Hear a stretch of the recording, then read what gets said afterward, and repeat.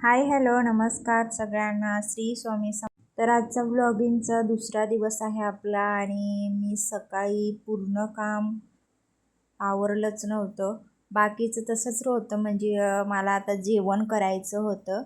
हे चाललंय संध्याकाळचं सूट म्हणजे संध्याकाळी करते मी आणि भाजी करायची होती मला. तर एवढा विचार करत होती मी भाजी काय करायची काय नाही. तर एवढं सगळं काम व्यवस्थित होतं बरं का. भाजी करायचं म्हणलं ना की काय करायचं हे मला येऊन पडतं मोठं टेन्शन. तर आता चाललंय 2 टमाटे घेतले आणि 3 कांदे घेतले आणि बोंबील भाजी करणार आहे मस्त सुकी. तर भाजी करायचं म्हणलं की खूप टेन्शन येतं म्हणजे असं काय भाजी करायचं काय नाही. कधी कधी टमाटेच राहतात, कधी कधी बटाटेच राहतं असं तसं सगळं. आज बाजार संपला तर सगळा भाजीपाला वगैरे. तर म्हणलं आज टमाटीच राहिली ती थोडी आणि हिरवी मिरची होती थोडी आणि 2-3 बटाटा होतं. तर यांना तर बटाटे आवडत नाही त्याच्यामुळे मी बटाटे नाही केले आणि 3 कांदा घेतले आणि 2 टमाटे आणि त्याच्यात बोंबील आता टाकणार आहे. तर बाळाला घ्यायला सांगितले यांनी आणि चहा वगैरे पिला. चहा वगैरे पित होते तोवर मी म्हणलं आता भाजी लगेच मला स्वयंपाक म्हणजे भाजी चपाती भात डाळ. कारण डाळ भात पाळायला लागतं त्याच्यामुळं मग ते करायलाच लागतं. आणि कांदा बघा जास्त घालते कारण कांदा जास्त घातला ना की मस्त सुकी भाजी राहील ना की मस्त खायला होत.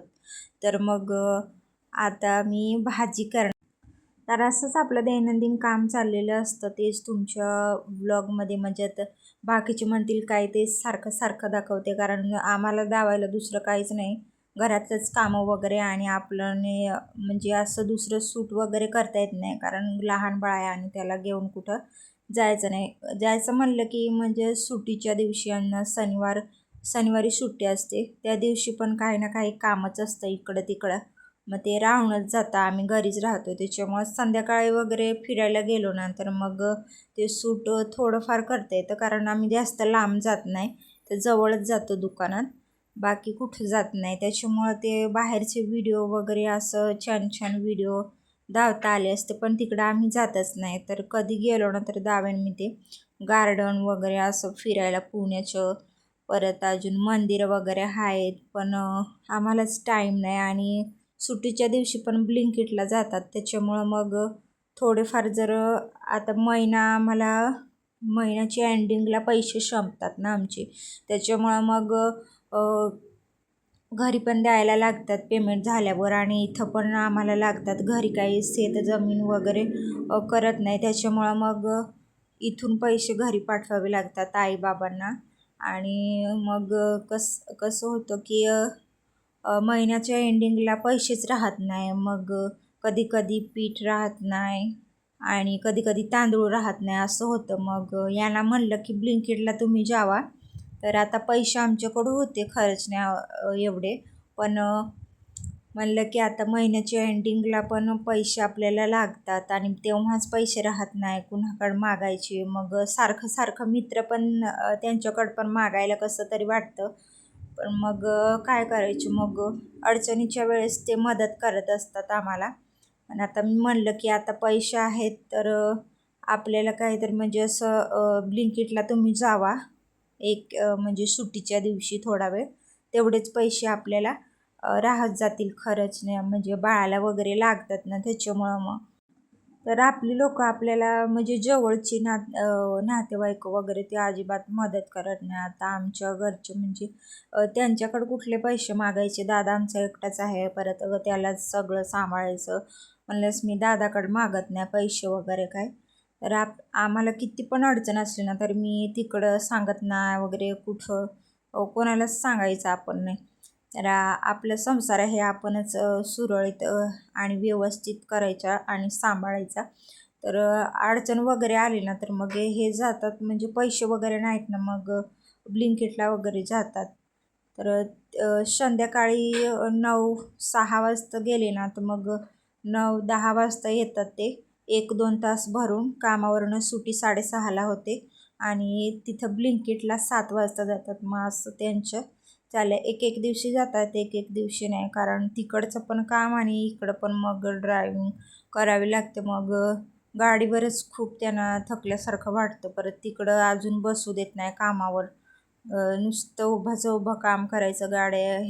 मग ते मायकारमध्ये आहेत जॉबला माझे मिस्टर, त्याच्यामुळं मग मी सांगितलं की एक एक दिवस जा आणि एक एक दिवस आराम करा. म्हणजे तिकडं तर जातातच कामावर, पण बाळ जर म्हणजे बाळ आमचं आजारी होतं ना, तेव्हा आम्ही रात्रभर दवाखान्यानं फिरलो आणि एकही डॉक्टर भेटला नाही आम्हाला. शेवटी मग इकडेच कुठेतरी दवाखाना होतं, तिथं नेऊन दाखवलं बाळाला रात्रीच्या रात्री.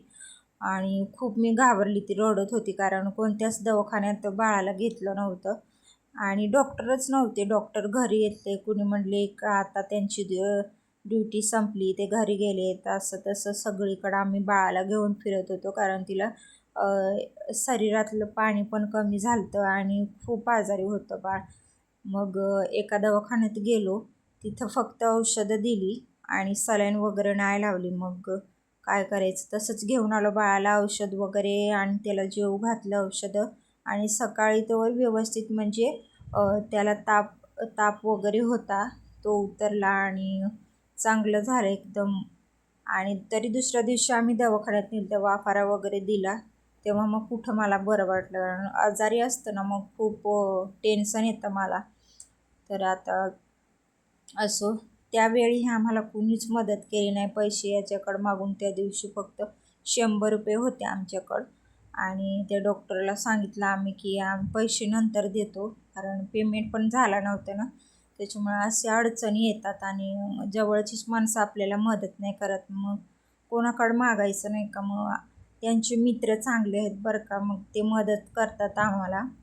म्हणजे पैसे जर संपले ना, तर मग ते मदत करतात. मग पेमेंट झाल्यावर आम्ही त्यांना देऊन टाकतो, ठेवत नाही कुणीच पैसे, आम्ही देऊन टाकतो. पण आता इथं लोन पण आमचं आहे फेडायचं. तर माझं सगळं सोनं वगैरे, कानातलं वगैरे, ते आम्ही सगळं विकलं. आणि आता म्हणलं सोनं तरी घालून काय करायचं, एवढ्या अडचणी आहेत, परत लोन ते चुकवायचं आहे, किती टेन्शन आहे. त्याच्यामुळं टेन्शनही घेऊन एवढं काय फायदा नाही आणि आपल्यालाच त्रास होतो, परत डोकं दुखतं. त्याच्यामुळे आता सोडणंच दिलं आहे, जे व्हायचं ते व्हायला. आणि हळूहळू का होईना आपण यूट्यूबवर नवीन आहोत आणि तुम्ही आम्हाला खूप सपोर्ट करा, कारण आम्ही एक एक व्हिडिओ ना खूप असं, तरी आम्हाला एवढं सवय नाही आहे बोलण्याची वगैरे, आम्ही नवीन आहोत यूट्यूबवर. तर तुम्ही सपोर्ट करा खूप. आणि आमचा व्हिडिओ शेवटपर्यंत बघितल्याबद्दल थँक्यू. तर श्री स्वामी समर्थ.